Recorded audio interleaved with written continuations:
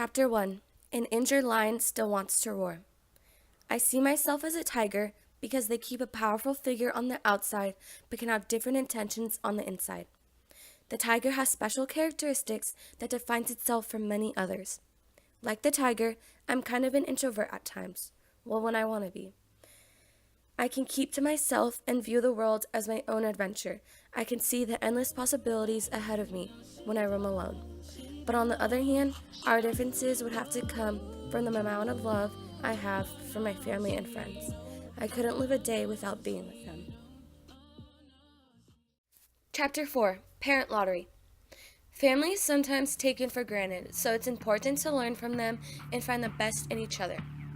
My family is consisted of me, my younger brother, my mom, and my stepdad.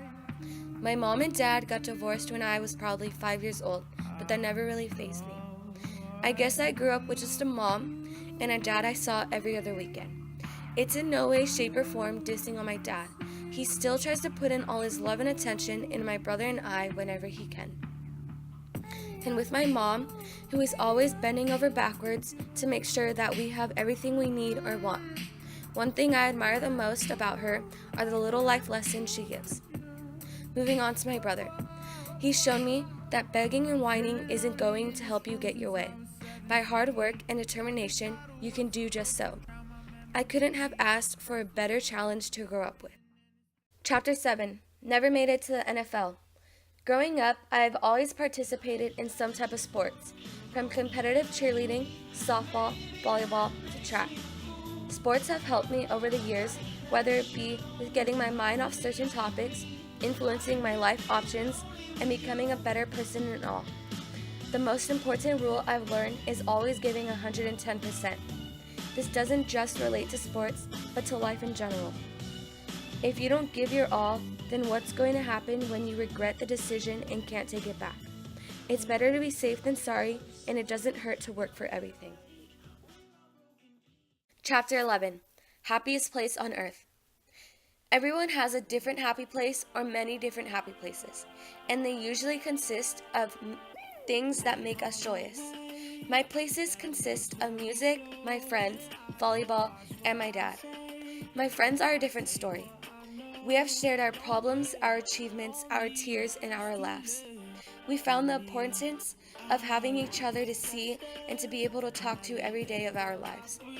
I want to thank Cass for keeping up with my loudness and trusting me with her rants about life. I thank Kimberly for taking the chance on someone like me, realizing that we aren't that far apart in personality. I thank Angel for opening up to all of us about whatever she has to say, giving me the chance to become a better friend. And as for Hallie, Rita, and Andy, I thank them for not only letting me be myself around them, but showing me what pure happiness looks like. Lastly, my dad. He makes me feel like I'm still growing up. As a father, he has taught me the significance about having people around. A person is in your life for a reason, and you can't let that slip away. He is a happy place because I can not only have fun with him, but learn new aspects about life when I'm around him. Chapter 21. J. I have many influential people in my life, from coaches to teachers to family members, but my mom is my number one influential person. I've learned the rights and the wrongs in life, how to let go of little things, and what is more important to me. My mom uses her mistakes or achievements as life lessons. Not many can grow up with a guardian angel, so it's always best to notice you have one and take as many lessons as you can gain from them. Chapter 24. Recovering Jerk. Personally, I don't like it when I receive attitude from people, like in a non-joking kind of way.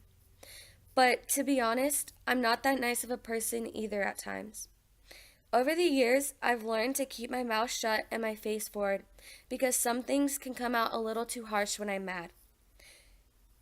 I'm slowly getting to my natural habit of taking the bright side to things, and all I needed was time and experiences.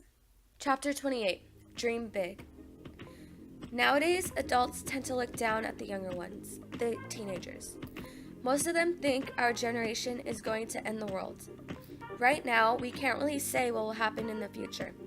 All we really need is support And by being told how we're growing up isn't beneficial, then where's the support in that? Others' opinions shouldn't affect our progress over time. You never know. We may turn out to be different than expected.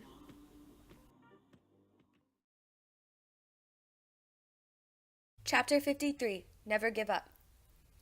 I try to make goals for myself, and sometimes I accomplish them, but I still have others to finish. In my opinion, the only person that will be excited for your accomplishment is yourself. If that's all it is, then might as well take your time on it and make sure it's a darn good one. You never know what possibilities are waiting for you after you achieve your goal, so it's best to always go for it and never give up. Chapter 56, Tigger or Eeyore. This might have been the hardest chapter for me to write. It's hard to say how I see myself, because I can be a happy, positive person, but at other times I'm too tired to even try anymore. Then I start to realize that you only live this life once. I should make the best of it before it goes. So I'm a Tigger. If you know me, then you know. I'm a one-of-a-kind type of girl. I'm loud, crazy. I never want to be sad or in a bad mood. I usually hide my feelings from others because it's just easier that way. I feel the connection with Tigger because our bubbly side will always find a way to come and push out any bad vibes. Chapter 61, Dreams Will Come to You. The definition of a dream is a strongly desired goal or purpose. Of course, I have a dream of a successful future, attending a 4-year college, working my dream job, having a family of my own, growing old with loved ones by my side, but I can't get there without success from now. The moral of this last and final story is that dreams are dreamt for a reason, right? I have a goal of attending college. I have a dream of becoming an adult. I have a wish to grow up knowing I did everything I could to help myself. I could have so many thoughts of what I want, but it takes so much of what I can give to really see the outcome. In order to live my best life, I will follow my simple learnings from these past few writings and apply them to my daily life. It is more important on how I see myself through this journey than how others see me. For right now, as long as I am doing the best for me, then that's all that matters. Reflections and thoughts. Over the course of this project, I have learned that giving up is never an option. Yeah, at times it gets a little rough, but that's what builds us into a better person. Secondly, we have no look into what the future holds. Live life to the fullest and make sure your actions pay off. Lastly, keep what makes you happy close, because time is too precious to be spent alone. I'm Breanna Ramos, and that was my last lecture. Thank you for watching.